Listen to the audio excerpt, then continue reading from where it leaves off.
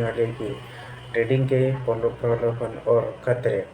तो चलिए बिना देर किए हुए वीडियो को शुरू करते हैं। जनवरी 1994 को मैं शिकागो में फ्यूचर्स मैगजीन द्वारा आयोजित ट्रेडिंग सम्मेलन में व्याख्यान दे रहा था। दोपहर के भोजन के दौरान मैं ट्रेडिंग पर पुस्तकें प्रकाशित करने वाले एक बड़े प्रकाशक के संपादक के पास बैठा था। हम इस पर चर्चा कर रहे थे कि ट्रेडिंग में सफल होने वालों की संख्या इतनी कम क्यों है, जबकि इनमें वे लोग भी हैं जो अन्य कार्यों में काफ़ी सफल रहे। एक बिंदु पर संपादक महोदय ने मुझसे कहा कि इस परिस्थिति का संभवतः एक स्पष्टीकरण यह भी है कि लोग गलत कारणों से ट्रेडिंग हुए हैं। मैंने एक क्षण भर रुककर इस पर विचार किया। मैं मानता हूँ कि लोग जिन अनेक आम कारणों से ट्रेड के लिए प्रोत्साहित करते हैं, उनमें कुछ करना, सहानुभूति, नायक बनने की इच्छा, विजेता के रूप में दूसरों का ध्यान आकर्षित करना या सौदे की विफलता से उत्पन्न आत्मकरुणा होती है। यह ऐसी समस्या उत्पन्न कर देती है जो आखिरकार ट्रेडर के प्रदर्शन और समस्या सफलता को नुकसान पहुंचाती है। लेकिन ट्रेडिंग का आधारभूत वास्तविक आकर्षण कई अधिक बुनियादी और सार्वभौम है। ट्रेडिंग ऐसी क्रिया है जिसमें व्यक्ति को रचनात्मक अभिव्यक्ति की असीमित आज़ादी मिलती है। ऐसी अभिव्यक्ति की आज़ादी जिससे हम में से ज़्यादातर लोग जीवन भर वंचित रहे हैं। निश्चित ही संपादक महोदय ने मुझे इसे और स्पष्ट करने को कहा। मैंने कहा कि ट्रेडिंग वातावरण में लगभग सारे नियम हम खुद बनाते हैं। इसका मतलब है कि हमारे अपनों को अभिव्यक्त करने पर बहुत कम बाधाएं या सीमाएं होती है। निश्चित ही कुछ औपचारिकताएं मौजूद है, जैसे फ्लोर ट्रेडर बनने के लिए एक्सचेंज की सदस्यता लेना, या यदि आप ऑफ द फ्लोर ट्रेडर है तो ब्रोकरेज अकाउंट खोलने के लिए न्यूनतम वित्तीय आवश्यकताओं का पूरा करना। लेकिन इसके बाद जब आप ट्रेडिंग शुरू करने की स्थिति में आते हैं, तब आपके इसे करने के लिए लगभग अनंत संभावनाएं मौजूद होती है। मैंने उन्हें उस सम्मेलन से एक उदाहरण दिया जिसमें मैं कुछ वर्ष पहले सम्मिलित हुआ था। किसी ने हिसाब लगाया था कि यदि आप बॉन्ड फ्यूचर्स, बॉन्ड ऑप्शंस और कैश बॉन्ड मार्केट को जोड़े तो इससे आपको 8 बिलियन से भी अधिक संभावित संयोजन मिल जाएंगे। अब इसमें अपने मौजूदा बाजार के अध्ययन पर आधारित सामयिक विचारों को भी जोड़ दो तो इससे ट्रेडिंग करने के लगभग अनंत तरीके मिल जाएंगे। संपादकीय महोदय क्षण भर मौन रहे, फिर पूछा, लेकिन इतना बाधित वातावरण होने के बाद भी इसकी परिणामों में लगातार विफलता क्यों होती है? मैंने जवाब दिया, क्योंकि इन मौजूदा अवसरों की असीमित आज़ादी मिश्रित अनंत संभावना का लाभ लेने के लिए व्यक्ति के समक्ष विशिष्ट और कार्यात्मक मानसिक चुनौतियाँ होती है। ऐसी चुनौतियाँ जिनसे निपटने की क्षमता और इनके प्रति तात्विक जागरूकता केवल कुछ ही लोगों में होती है, और लोग किसी चीज़ को तब तक काबू नहीं कर सकते जब तक कि वे उस समस्या के रूप में नहीं पहचान लेते। आज़ादी अच्छी चीज़ है। हम सब स्वाभाविक रूप से इसकी इच्छुक है, इसके लिए प्रयास करते हैं, इसकी अभिलाषा रखते हैं, लेकिन इसका यह मतलब नहीं कि हमारे पास वो आंशिक संसाधन मौजूद है जिनसे हम इस वातावरण में प्रभावी ढंग से कार्य कर सके, जहाँ बहुत कम सीमाएं हैं और जहाँ हमें अपने आप को बड़े नुकसान पहुँचाने की संभावना है भी मौजूद हो। लगभग हर व्यक्ति को कुछ मानसिक सामंजस्य बनाने होते हैं, भले ही वे किसी भी शैक्षणिक पृष्ठभूमि, बुद्धिमत्ता के लोग हो या वे अन्य कार्यों में चाहे जितने सफल रहे हो। मैं यहाँ जिस सामंजस्य की बात कर रहा हूँ वह ऐसा आंतरिक मानसिक ढांचा बनने से संबंधित है जो ट्रेडर को कुछ भी करने की आज़ादी और इस आज़ादी के सीधे परिणाम स्वरूप होने वाले वित्तीय और मानसिक नुकसान की संभावना के बीच श्रेष्ठ संतुलन बनाने की सुविधा देते हैं। मानसिक ढांचा बनाने अपने आप में कठिन है, खासकर तब जब आपका अपनी मौजूदा धारणाओं के साथ संघर्ष जारी हो। लेकिन हम में से जो भी लोग ट्रेडर बनना चाहते हैं, उनके लिए समुचित ढांचा बनाने के पीछे कठिनाई का कारण अनिवार्य रूप से संचित कर्म का वह मानसिक प्रतिरोध है जो हमारे जीवन की शुरुआत के साथ ही विकसित होने लगा था। हम सबका जन्म किसी खास तरह के सामाजिक वातावरण में होता है। सामाजिक वातावरण या समाज, भले ही वो परिवार, शहर, राज्य या देश कुछ भी हो सकता है, उसका ढांचे की संरचना पर प्रभाव ही होता है। सामाजिक ढांचा नियमों, प्रतिबंधों, सीमाओं और तय धारणाओं से बनता है। जैसा व्यवहार कोड बन जाते हैं, जो व्यक्ति अपने सामाजिक ढांचे में अभिव्यक्ति के तरीकों को सीमित करता है। इसके अलावा सामाजिक ढांचे की ज़्यादातर सीमाएं हमारे जन्म से पहले स्थापित हो चुकी थी। दूसरे शब्दों में, हम में से किसी के भी यहाँ आने से पहले हमारी व्यक्तिगत अभिव्यक्ति को शासित करने वाले ज़्यादातर सामाजिक ढांचे से निर्मित मजबूत हो चुके थे। सामाजिक ढांचे की जरूरत और व्यक्ति की आत्म अभिव्यक्ति आवश्यकताओं के बीच संघर्ष को समझना आसान है। में माहिर बनने के इच्छुक हर व्यक्ति को इस बुनियादी संघर्ष से गुजरना ही पड़ता है। मैं चाहता हूँ कि आप खुद से सवाल करें कि वो कौन सी खासियत व्यक्तिगत अभिव्यक्ति का एक रूप है जो इस ग्रह पर जन्म लेने वाले हर बच्चे में होती है, फिर भी भले ही वो बच्चा किसी भी स्थान, संस्कृति या सामाजिक स्थिति में जन्मा हो। इसका जवाब है जिज्ञासा। हर बच्चा जिज्ञासु होता है। हर बच्चा सीखने का इच्छुक है। उन्हें सीखने वाली छोटी मशीनें भी कह सकते हैं। जरा जिज्ञासा के स्वभाव पर विचार करें। अपने सबसे बुनियादी स्तर पर यह एक ताकत है। यह मूलतः एक अंतर्निर्देश ताकत है। इसका मतलब है कि किसी भी बच्चों को कुछ सीखने के लिए प्रेरित करने की कोई आवश्यकता नहीं। उन्हें उन पर छोड़ दें। बच्चे स्वाभाविक रूप से अपने आसपास की चीज़ों से सीखते हैं, बल्कि लगता है कि इस अंतर्निर्देशित ताकत का कोई अपना एजेंडा भी है। दूसरे शब्दों में, हालांकि सभी बच्चे जिज्ञासु होते हैं, लेकिन सभी बच्चों में एक जैसी चीज़ों को लेकर स्वाभाविक जिज्ञासा नहीं होती। हम सबके भीतर भी एक ऐसा कुछ होता है जो हमारे कुछ खास चीज़ों और ऐसे अनुभवों की तरफ निर्देशित करता है जो दूसरे से अलग होते हैं। बल्कि अबोध शिशु को भी पता होता है कि उसे क्या चाहिए और क्या नहीं चाहिए। वयस्क किसी शिशु द्वारा ऐसी विशिष्ट व्यक्तित्व दर्शाने पर अक्सर हैरान हो जाते हैं। उन्हें लगता है कि शिशुओं के भीतर ऐसा कुछ नहीं होता जो उन्हें वैसा विशिष्ट बनाए जैसे वो है। शिशु अपने वातावरण के प्रति आकर्षण या विकर्षण के अलावा अपनी व्यक्तित्व और कैसे अभिव्यक्त कर सकता है। मैं इस अंतर्निर्देशित मार्गदर्शन को स्वाभाविक आकर्षक बल कहता हूँ। स्वाभाविक आकर्षण केवल उन चीज़ों के प्रति होता है जिसमें हमारी स्वाभाविक और आवेगपूर्ण दिलचस्पी होती है। हमारी दुनिया बेहद बड़ी और विविधात्मक है और इसमें हम सबके सीखने और अनुभव करने के लिए बहुत कुछ है। लेकिन इसका यह मतलब नहीं है कि हम सभी में सब चीज़ों को सीखने या अनुभव करने का स्वभाव या आवेगपूर्ण दिलचस्पी होती है। हमारे भीतर एक आंतरिक तंत्र होता है जो हमें स्वभावतः चयनात्मक बनाता है। यदि आप इस पर विचार करें तो मुझे विश्वास है कि आप भी उन चीज़ों की सूची बना सकते हैं जो आपको करनी है या जिनमें आपकी कतई दिलचस्पी नहीं है। मुझे पता है कि मैं बना सकता हूँ। आप ऐसी चीज़ों की भी सूची बना सकते हैं जिनमें आपकी केवल थोड़ी सी दिलचस्पी है।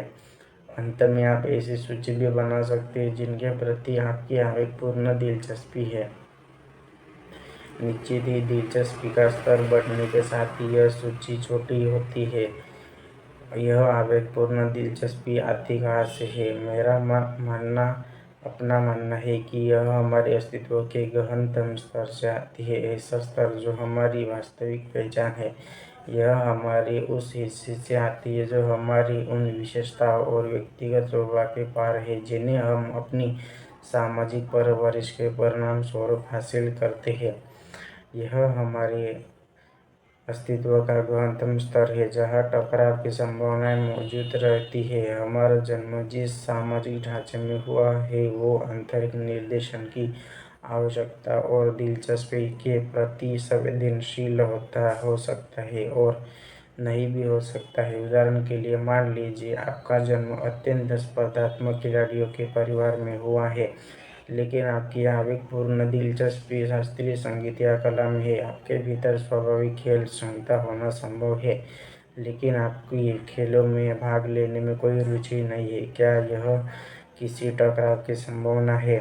एक आम परिवार में ज़्यादातर परिजन आप पर खूब दबाव बनाते हैं कि आप अपने भाइयों बहनों या माता पिता की नक्शेकदम पर चाहे चले। वे आपको अपने तरीके सिखाने और आपकी खेल क्षमताओं को बढ़ाने का भरसक प्रयास करते हैं। वे आपको किसी और चीज़ में गंभीर दिलचस्पी लेने के प्रति हतोत्साहित करते हैं। वह आप वही करने लगते हैं जो वे चाहते हैं, क्योंकि आप बहिष्कृत नहीं होना चाहते। लेकिन इसके साथ ही आपको उनकी बातें मानना भी उचित नहीं लगता। हालांकि आपको जो कुछ भी सिखाया जाता है और आप जो कुछ सीखते हैं वो खिलाड़ी बनने के पक्ष में होता है। समस्या यह है कि आपको यह अपने मिजाज का नहीं लगता। इस टकराव के परिणाम स्वरूप हमें जो होना सिखाया जाता है और जो हमारे अस्तित्व के गहनतम स्तर से प्रतिध्वनित हो रहा है वो बहुत अलग होता है। मैं कह सकता हूँ कि हम में से ज़्यादा नहीं तो कुछ लोगों की परवरिश ऐसे लोग परिवार और सांस्कृतिक वातावरण में होती है जहाँ हमें अपनी विशिष्ट शैली को खुद को अभिव्यक्त करने के लिए निष्पक्ष और गैर आलोचनात्मक समर्थन कम ही मिलता है। इस समर्थन की कमी का कारण केवल प्रोत्साहन की अनुपस्थिति नहीं है, यह इतना गहरा हो सकता है जो उस विशिष्ट शैली को सीधे खारिज कर दे जिसके द्वारा हम अपने आप को अभिव्यक्त करना चाहते हैं। उदाहरण के लिए एक ऐसी ही समाज स्थिति को देखते हैं। एक बच्चा ने अपने जीवन में पहली बार उस चीज़ को देखा जिसे हम काफ़ी टेबल पर रखा फूलदान कहते हैं। उसे जिज्ञासा है, जिसका मतलब है कि उसके आंतरिक ताकत उसे उस व्यक्ति को महसूस करने के लिए विवश करता है।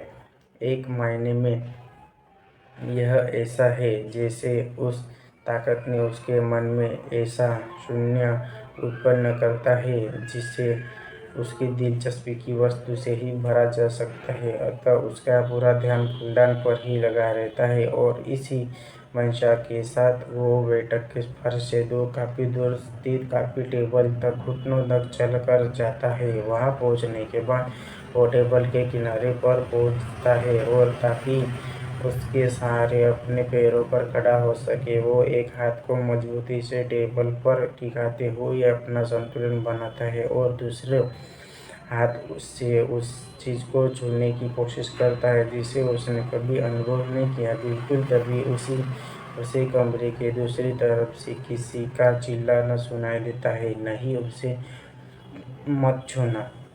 बच्चा चौंककर अपने कूल्हे के बल गिरता है और रोने लगता है। जाहिर है यह एक बेहद आम घटना है और पूरी तरह ऐसी है जिससे बच्चा जा सकता था। बच्चे को बिल्कुल पता नहीं होता कि उन्हें क्या करने से चोट लग सकती है या फूलदान जैसी चीज़ कितनी नाजुक हो सकती है, बल्कि यह क्या सुरक्षित है या क्या सुरक्षित नहीं। तथा चीज़ों का मूल्यांकन एक अहम सबक है जो बच्चे को सीखना जरूरी है। हालांकि यह एक अत्यधिक महत्वपूर्ण मानसिक संचालक शक्ति पर काम कर रही होती है जिसका हमारे आगामी जीवन में प्रभावी ट्रेड करने के लिए केंद्रित होने व अनुशासन विकसित करने की क्षमता पर सीधा प्रभाव पड़ता है। क्या होगा यदि हमें अपने आप को उस तरह से अभिव्यक्त करने का अवसर न मिले जिसे हम करना चाहते हैं, या हमें अपने आप को इस तरह अभिव्यक्त करने के लिए मजबूर किया जाए जो हमारी स्वाभाविक चुनाव प्रक्रिया के अनुरूप नहीं है। यह अनुभव हमें बेचैन कर देता है। बेचैन होने का मतलब असंतुलन है, लेकिन हमारा असंतुलन वास्तव में क्या क्या है? किसी चीज़ के असंतुलित होने के लिए सबसे पहले उसमें किसी तरह का या उसी के जैसा संतुलन होना चाहिए। यह चीज़ एक सीमा तक तालमेल होता है जो हमारे आंतरिक मानसिक परिवेश और बाहरी वातावरण के बीच में मौजूद रहता है जहाँ हम अपना जीवन अनुभव लेते हैं। दूसरे शब्दों में हमारी आवश्यकताएं और इच्छाएं हमारे मानसिक परिवेश में उत्पन्न होती है और वे बाहरी वातावरण में पूरी होती है। यदि इन दोनों वातावरण का एक दूसरे से तालमेल हो तो हम आंतरिक संतुलन की स्थिति में होंगे और हमें संतोष या प्रसन्नता अनुभव होगी।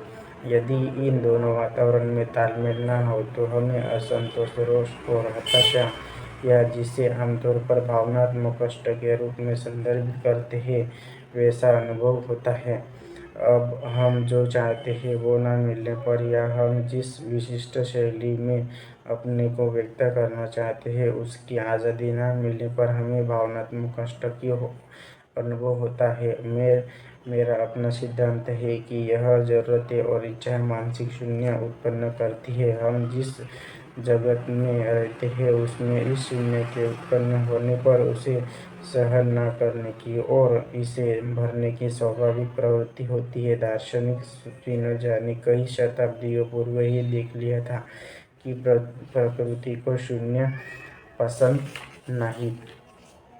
किसी बोतल से पूरी हवा निकाल दीजिए तो इसके मुंह पर लगी आपके जीभ और होठ इससे चिपक जाएंगे, क्योंकि आपने असंतुलन उत्पन्न कर लिया है जिसे भरना जरूरी है। इसके पीछे अभिव्यक्ति की कौन सी गति की है? आवश्यकता आविष्कार की जननी है। आवश्यकता ने जिस मानसिक शून्य को उत्पन्न किया है उस पहचान कर जगत उसे प्रेरक विचारों से भर देगा। यदि आप मन ग्रहणशील हुआ, इसके बदले यह विचार ऐसी गतिविधि और अभिव्यक्ति को प्रेरित करेगा जो परिणाम स्वरूप उस आवश्यकता की पूर्ति करेगा।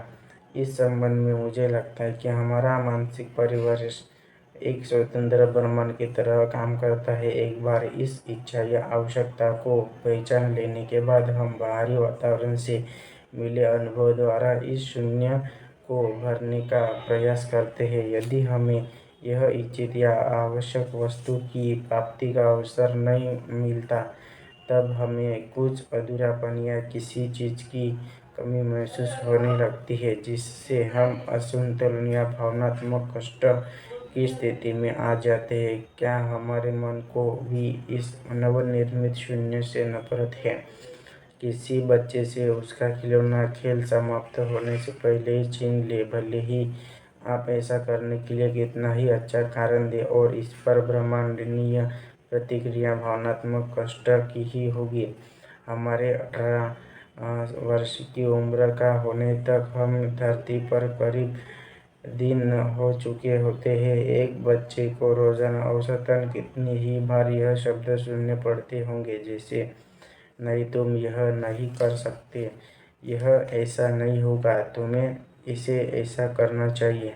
अभी नहीं, मुझे इस बारे में सोचने दो, मैं तुम्हें बताऊंगा। ये नहीं हो सकता। तुम्हें क्यों लगा कि तुम ये कर सकते हो? तुम्हें यह करना ही होगा, तुम्हारे पास और कोई चारा नहीं है।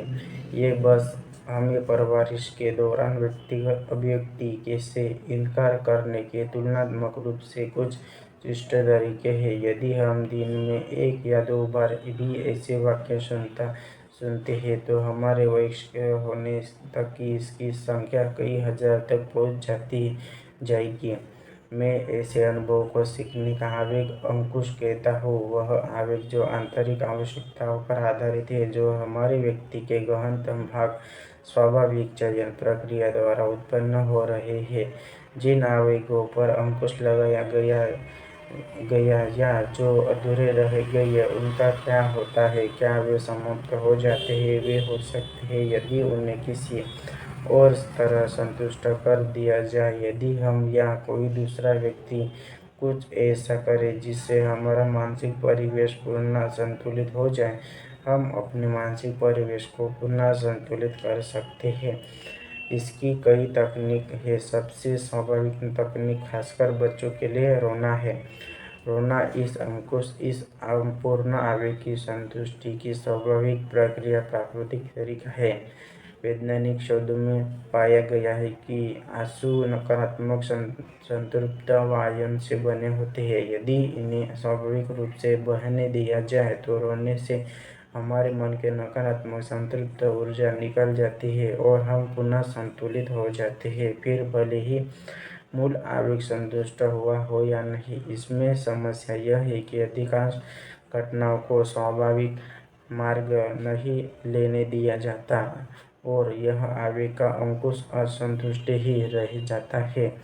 हालांकि हमारे बचपन में ऐसा नहीं होता। कई ऐसे कारण है कि वयस्कों को उनके बच्चों खासकर लड़कों का रोना पसंद नहीं होता और वे उन्हें ऐसा करने के लिए सब कुछ करते हैं। इसके भी कई कारण हैं कि वयस्क इसकी परवाह नहीं करते कि अपने बच्चों को यह समझाए कि उन्हें कोई काम करने से क्यों रोका जा रहा है, बल्कि यदि वयस्क कोशिश करें तब भी यह जरूरी नहीं होता कि वे असंतुलन को संतुष्ट कर ही लेंगे। यदि यह आवेग संतुष्ट नहीं हुए तो क्या होगा, वे जमा होते जाएंगे और आमतौर पर वे किसी भी तरह की आदत या जुनूनी व्यवहार का रूप ले लेते हैं। एक मोटा नियम यह हो सकता है कि हमें बचपन में जो करने से रोका जाता है वो बड़े होने पर सहज ही हमारी आदत बन जाती है। उदाहरण के लिए बहुत से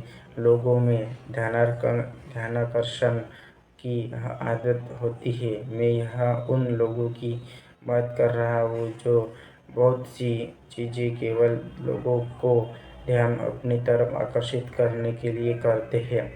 इसका सबसे आम कारण यह है कि उन्हें लगता है कि बचपन में उन पर उतना ध्यान नहीं दिया गया जितना देना चाहिए था, या यह उन्हें तब नहीं मिला जब यह उनके लिए बेहद अहम था। बहुत से मामलों में इस वंचना अनसुलझी भावनात्मक ऊर्जा बन जाती है जो उन्हें ऐसा व्यवहार करने को मजबूर करती है जिससे उनकी यह आदत संतुष्ट हो सके। और हमें इस असमाधानित आवेग अंकुश जो हम सबके भीतर मौजूद है के बारे में यह समझना जरूरी है कि यह किस तरह हमारी केंद्रित रहने की क्षमता तथा हमारे ट्रेनिंग के अनुशासन और सततता को प्रभावित करना है।